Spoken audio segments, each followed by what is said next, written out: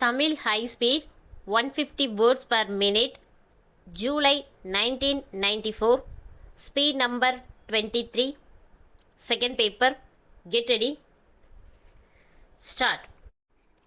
சென்னை நகர மக்கள் அளித்த வரவேற்பு விழாவில் ஆளுநர் பேசியதாவது: தமிழ்நாட்டில் புதிய ஆளுநராக பதவியேற்றவுடன் என் மனதில் உள்ள எண்ணங்களை தமிழக மக்களோடு பகிர்ந்து கொள்ள வேண்டுமென்று விரும்பினேன். குறுகிய கால அவகாசத்தில் சிறப்பான முயற்சிகளை மேற்கொண்டு இந்த கூட்டத்திற்கு ஏற்பாடு செய்துள்ளதற்கு என்னுடைய நன்றியையும் பாராட்டுக்களையும் தெரிவித்துக் கொள்கிறேன். தமிழ்நாட்டு மக்கள் முற்போக்கு சிந்தனை உடையவர்களாகவும் சவால்களை சந்திக்கும் திறமைசாலிகளாகவும் உள்ளனர். தொன்மையான நாகரிகத்திலும் பண்பாட்டிலும் உள்ள பல சிறந்த அம்சங்கள் தமிழக மக்களின் வாழ்வோடு பின்னி பிணைந்துள்ளன.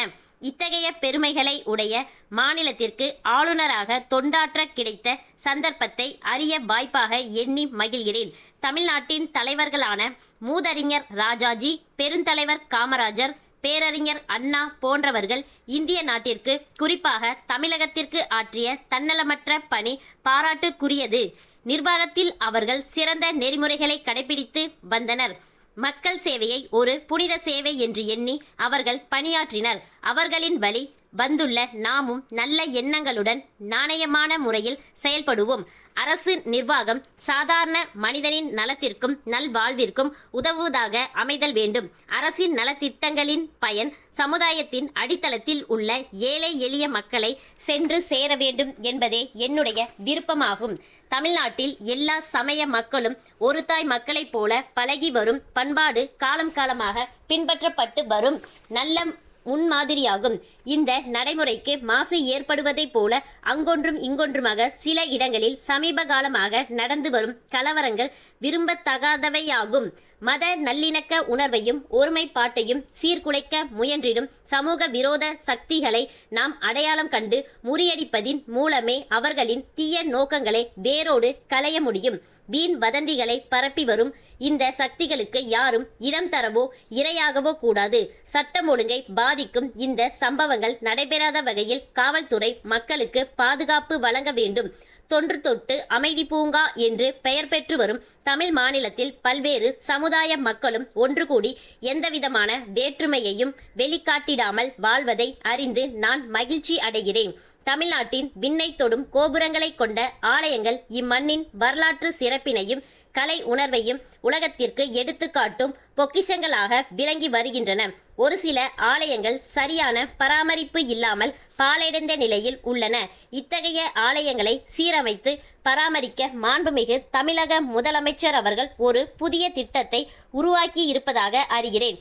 ஆலயத்திற்கு சொந்தமான சொத்துக்களையும் விளை நிலங்களையும் தனியார்களிடமிருந்து மீட்கவும் அரசு உரிய நடவடிக்கை மேற்கொள்ள வேண்டுமென்று கேட்டுக்கொள்கிறேன்.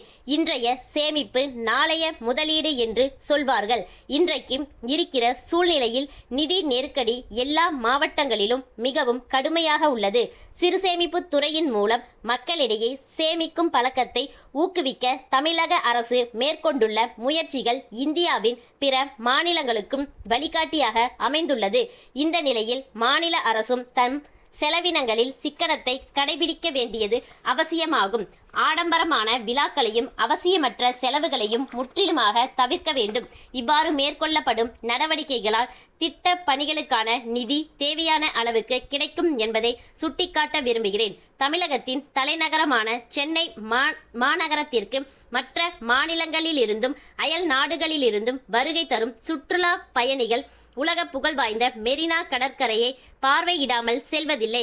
கடற்கரையை அழகுற பேணி பாதுகாக்கவும் புது பொலிவூட்டவும் அரசு எடுத்து வரும் சிறப்பான நடவடிக்கைகளை பாராட்டுகிறேன். இந்த கடற்கரை தூய்மையாக பராமரிக்கப்படுவதற்கு பொதுமக்களின் ஒத்துழைப்பும் மிக மிக தேவை என்பதை வலியுறுத்தி கூற விரும்புகிறேன்.